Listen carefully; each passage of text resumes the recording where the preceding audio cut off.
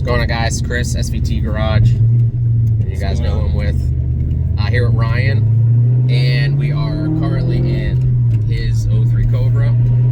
We are going to do a quick little ride in this thing, talk about it, go over some of the updates, and show you guys, again, some of them updates, and then what he's kind of, I don't know, a little crazy on one of his ideas of what he's doing, so we'll get into that too once we get back to the house and get this thing parked. So for now, we're gonna go for a quick spin, hear this thing, and then come back and we'll go over some of the plans for this here in the next 2 months. Yeah, somewhere around that way. Next month and a half, 2 months. So sounds probably shooting for April time frame, just to make the big moves. But we'll see. We've done some stuff since the last time we talked about the car. I got the rear end back in. Got an alignment done. Everything's done in the with the FTBR kit, and got some more stuff on the way. Drive shafts on the way. We'll talk about that. Which is a crazy. I don't know if this guy just scours the internet all day long, but he literally finds all the cool stuff, and I'm so irritated because it's a really nice drive shaft. Yeah. What he paid for it. Yeah. It was unboxed. It was never installed. Yeah. The guy had it. Was gonna put it in his 03 and then went with a Magnum. So he had to get a shorter one made. So again, it has this pretty awesome carbon fiber. Yeah, it's made by PEM. It's carbon fiber with a Sonax yoke, and I think it's rated for like 2,000 horsepower, which we'll never make. No, but, I mean that's it was one of those while you're in there purchases. The output shaft seal was leaking again, and I noticed that on my drive shaft on the yoke there was some scoring. I think from when the clutch was put in. I think that's what was tearing up the output shaft seal. So I replaced the output shaft seal and found this deal on this drive shaft on Marketplace, and I was like, well, I guess I need that. So I mean, again, he calls me and tells me about it. I'm like, you son of a bee! Like, yeah, I would have scooped that thing up in 2 seconds. So the main thing we've been dealing with, I had a little bit of belt slip with the old pulley setup on the Whipple, and when we get back from the ride, we'll go into details about what I changed and what we did. That is a really nice setup. I'm actually going to be doing the same. I'm not having any belt slip, but the Whipple tensioner is, and to me, it's way nicer. The setup, it actually makes more sense, and it looks a lot better too. So I will be switching my Metco out for that, but we'll show you guys that too when we get back. So we're gonna go for a little rip in the car. So let me flip this around. Car sounds good, dude. We're changing the exhaust. Which is funny because he ordered.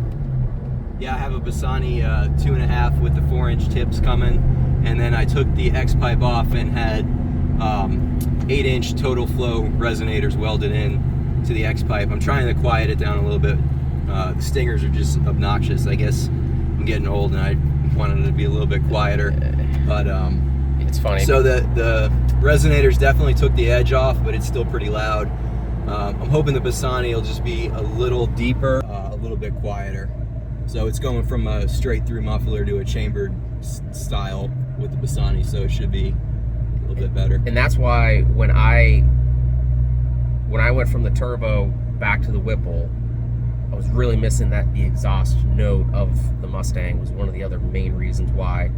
So I went long tubes, and I knew the car was going to be louder, but I really wanted to clean up the note itself. And all these guys have the Borla Attacks, the Stingers, the Magnaflow, the Magnapacks. Magnapacks, yeah. And then I've always loved the sound of the Bassani, so I went with the 7/8 long tubes, Bassani X pipe. I'm sorry, American Racing X pipe and header, and then the 3-inch cat back on the Bassanis. I think it's such a crisp sound, but go down and make my U-turn. Yeah. So I'm gonna be honest with you, man. The car just feels, this blower just feels lazy to me down low. It doesn't hit like my 2.3 did. I feel it over here though. Yeah. Maybe I'm just used to it at this point. So kind of letting the cat out of the bag here, but he's taking off the 3.0. He wants to go back to a smaller blower for more of like the street use application. Because I mean, to me over here, dude, the car feels phenomenal sitting on this side. Mm-hmm. But I understand what you're saying. He feels like it's a little lazy on the bottom end here. But so we're going back to what, a 2.3? Yeah, I'm gonna go back to a 2.3. 2.3 with a standard inlet, and then I'm gonna do probably around 23 pounds or so. Get past this cut right here.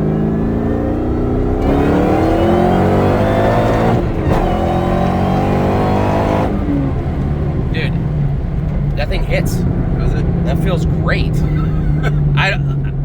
I have to, and I'm not saying anything I haven't said to you before. I don't know if that's the right idea. No? I don't. That feels amazing. The car hooked. Yes, I'm just used to it. It went. It feels slow to me now. I don't know. That was the complete opposite of being slow. The car feels healthy. Sitting in this seat, it's got to be different than sitting in that seat. Because, dude, this thing was moving out. I mean, totally. I don't think that's the answer, but it's not my car. Yeah. You know your car better than I do, and well, right now it felt strong. It's on like 23 pounds right now. I'm on a 3.5 upper and a 2 pound lower, so I see about 23 on the hit, and it holds that to red line. The other thing I was thinking about doing is maybe throwing the head studs in the car, because we're kind of right at that threshold of needing them, and then even going down to a 3.25 pulley with the 2 pound lower, which is probably close to what everyone says is the sweet spot on these, which is a 3.5 and a 4 pound. I'm not big on the lower pulley going to a 4 pound, then I got to change alternator pulleys and all that. But is that less work than doing a full blower swap? Less money than doing a full blower. Hold on. Less money than doing a full blower swap. And then, I mean, the tune, you're going to have to retune it anyway, so it is what it is. But, I don't know, dude, that felt fast as hell. If I have to do the head studs, the blowers got to come off. So at that point, I'm like, do I want to take this off? I've already had this thing off twice, and I don't want to. I told myself if I take it off again, it's not going back on the car. I don't know. If you're asking me, man, I have to, again, stick to my guns. Leave it alone. Leave it alone. That felt. If that wasn't a slow car to you, you have bigger issues. I think maybe I'm just used to it, and it's different when you're in the driver's seat. It really is different. And again, I've been in. To me, my car feels like I'm so used to the power on that, but I think part of the problem is kind of at the threshold of what I can do without doing the head studs and building the bottom end. Me personally, I got to be over. I got to be around 820, 830 wheel. 100%. Absolutely. Because this car feels as saucy as mine. Yeah. But if you're gonna go that route, leave this setup alone. Guys, comment below. Tell me if I'm wrong or not. Leave this setup alone. Get yourself a block. Build it. Yeah. Head stud that. Put some good rotating assembly in it, and then send the boost to the moon. Yeah. 30 pounds. That's what a couple guys are doing. That's exactly what I think should be done. All right, so we're just pulling up back to his house. We're gonna flip this camera around. I'm gonna pause it for a second, transition, and then we'll kind of go through the car and see what some of the changes here. So stand by. Yeah.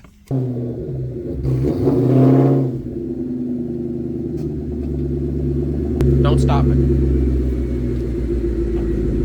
You're good.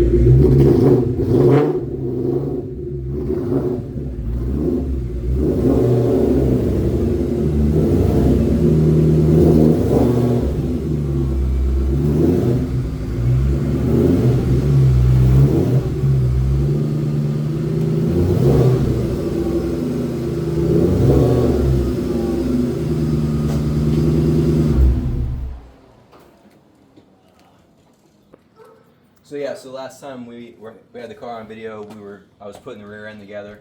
I finished that. Like I said earlier, I got it aligned. Anybody that's in Pinellas, Dazed Collision, off of Alt 19, go there and ask for Dustin. He's like the alignment guy in the area for performance stuff. So lower cars because lower that cars, is, Corvettes, Mustangs. he, You know, he anything doesn't like that. refuse it. Yeah. Because that's my car. Right. Super low. Yep. It's such a pain in the butt to get in the line because you go to these box stores, they don't want to touch it. Right. You Yeah. know, No, they do a good job there. You know, which is what it is. But you know, having a guy in town that can do that is pretty good. So they did the alignment for me. The car hooks now. I mean, it hooks from a 40, dead hooks.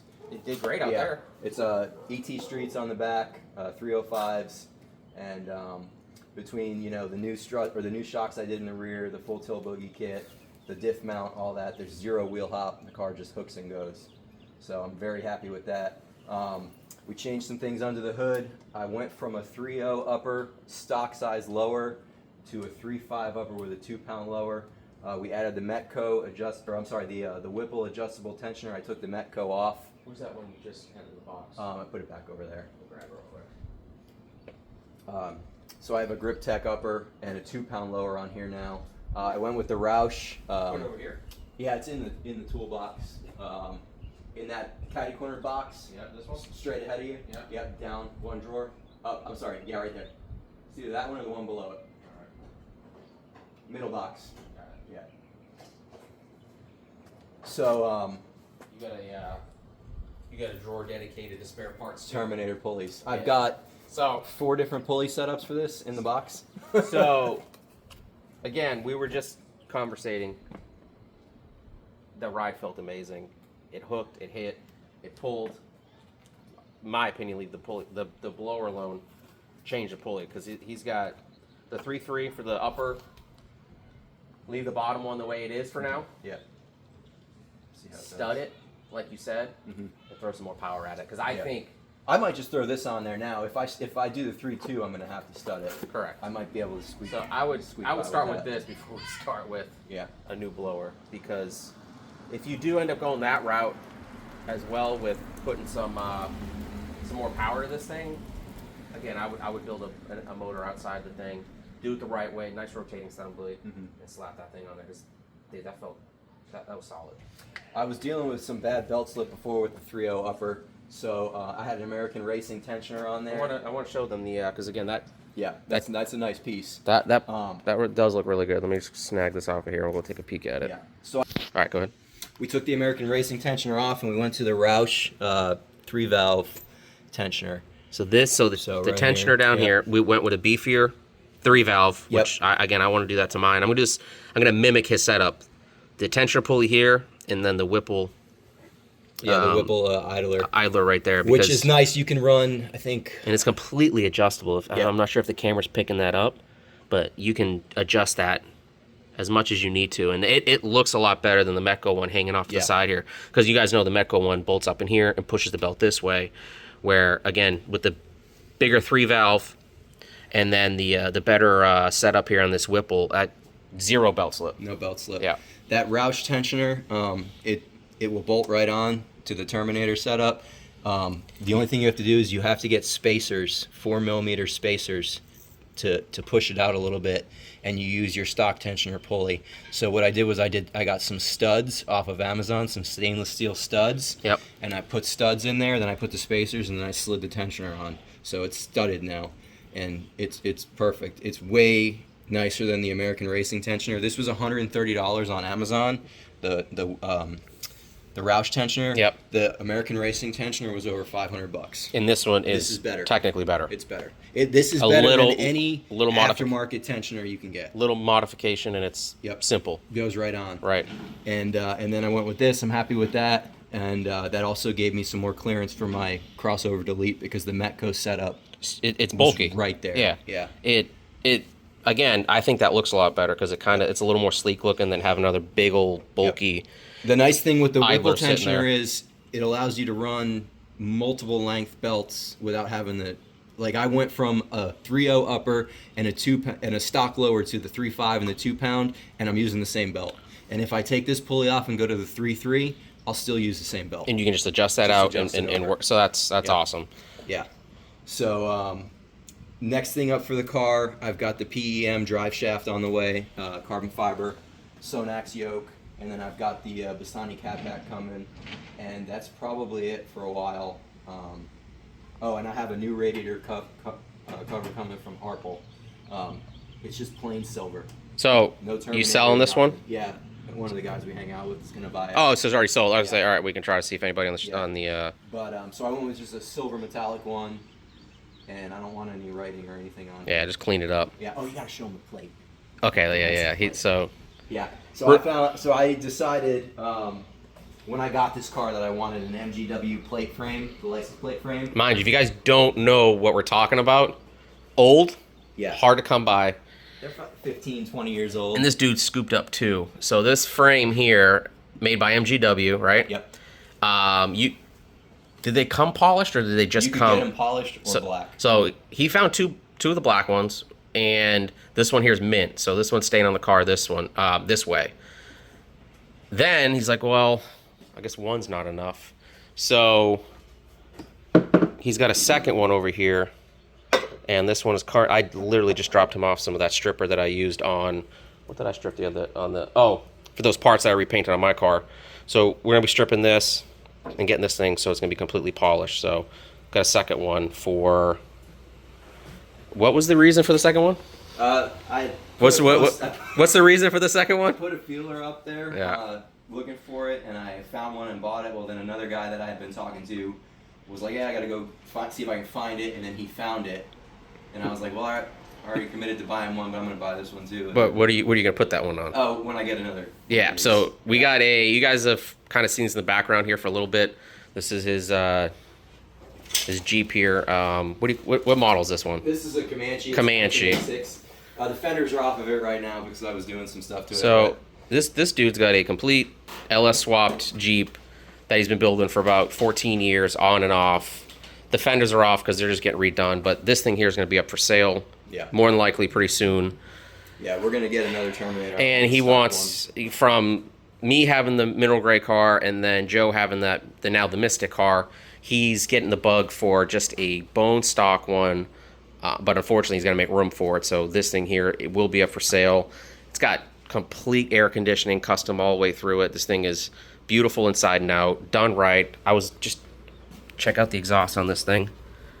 I mean, he went all in on it. This thing is just done top to bottom. So if anybody's looking for a Jeep, and this will all be done too. Everything here will be buttoned up. He's got the spare parts. He's got the fuel cell in the back. So cool driver truck, you know. I mean, it's got brand new tires on it, freshly powder coated factory wheels. Just a clean looking truck through and through. So we're gonna fortunately get this out of the garage. He's gonna be looking for a second one, and I'd like a red fire coupe. He wants a red fire coupe, just completely stock, and then miles. So if that's got one. Let us know. Looking for a red fire coupe, lower miles the better, just bone stock, something that he can just again kind of keep. But this thing here is not that. This is a complete opposite. But getting back to some of the parts I bought. You guys know I started ordering some of my Harple stuff. Harple, yeah. Harple. So he's got the tanks. He's got the reservoir here. He's got the cap there. What I couldn't pronounce the other day, the fuse box cover. He's got it all. So anything that guy makes, I think I funded most of. And then this is Harple too. Yeah, everything is. So most of Phil's build probably came from me buying stuff. Yeah. So shout out to him. The guy does some quality work, and this thing here is so clean all the way through. Again, if I didn't delete my stuff, I would. Yeah. 100% have that.